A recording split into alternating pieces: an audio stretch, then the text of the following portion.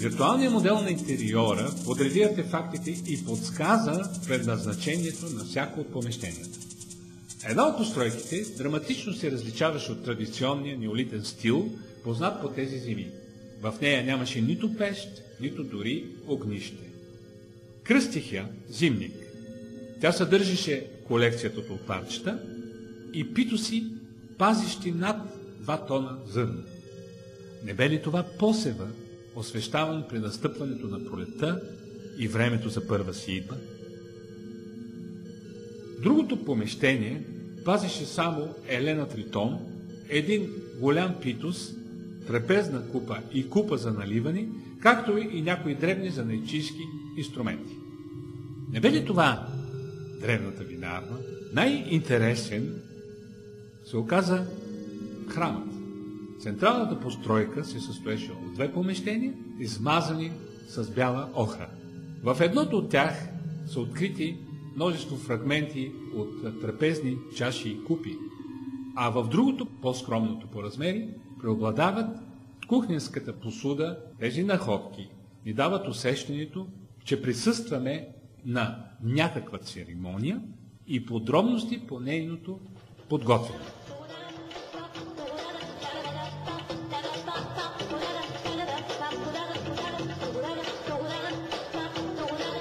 Заех се да пресъздам ежедневието на хората там, съобразно откритите инструменти и предмети. Постепенно пространството се насели с пастири, ловци, строители, земеделци, шивачки и какво ли още не. Те анимираха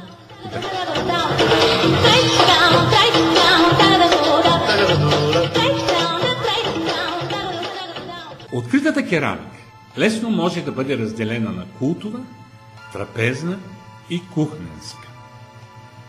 Украсяването им блестящо защитава прочутия протогеометричен стил, останал характерен на изкуството от тези земи.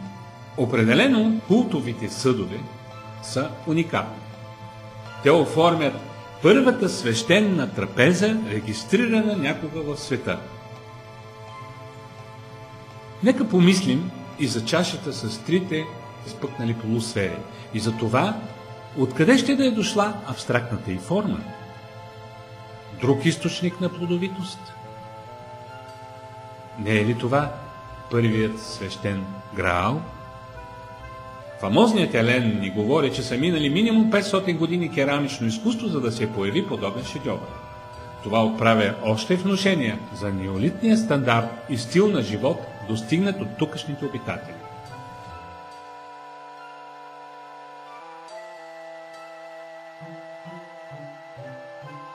Ние вече показахме предметите от този култов ансамбъл. Несъмнено, чашата с 3 полусфери е с най-висока степен на абстракция, без аналогно в природата. Как може да свържем тази свещена трапеза, този храм с ритуали, които са били извършвани в него? Радостта и надеждите за плодородие наистина ще да се избоявали с настъпването на пролетта. Еленът наистина бил смятан за свещено животно, посредник между Бога Слънце и хората.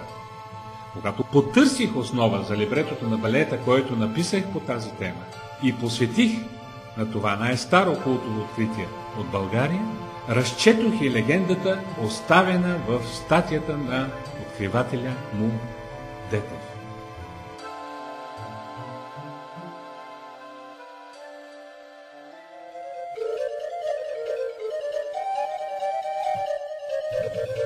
Митичният образ на Елена, медиатор между Бога Слънце и хората, е съществувал в физическите ритуали на коренните жители по нашите земи. Нашите предци вярвали, че подлагайки го на жертвоприношение в чест на пролетното обновление, те изпращат душата му при Бога Слънце и очаквали да измолят плодородие. Реликви от тези ритуали са запазени и до днес в фолклора. Те са оформени в легенди за произхода на праисторическите могили, с които са осеяни земите. Народът вярва, че там са заровени древни храмове на плодородие. Всяка пролет по Гергьовден там пристигал Елен и доброволно се предавал на хората.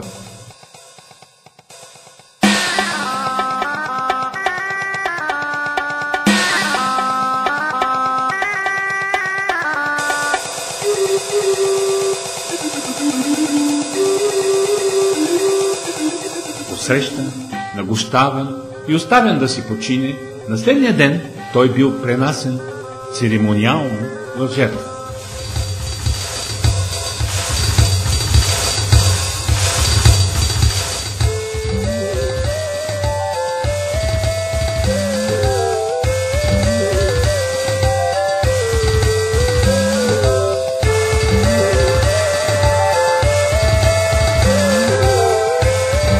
Веднъж обаче хората не оставили свещеното живот да си почине, пренесли го в жертва уморено и били наказани. На идната година вместо Елен се появила вихрушка и отнесла най-хубавата момата. Тогава хората заринали храма и го напуснали, надявайки се един ден Елената, символ на плодородието, отново да се завърне при тях.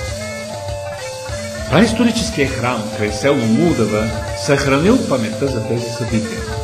Той запазил свещеният култов ансамбъл, първата божествена трапеза, около която били извършвани сакралните церемонии, за да ни напомня, че без морал дори свещенодействията се опоручават, а бедите връхлитат всички.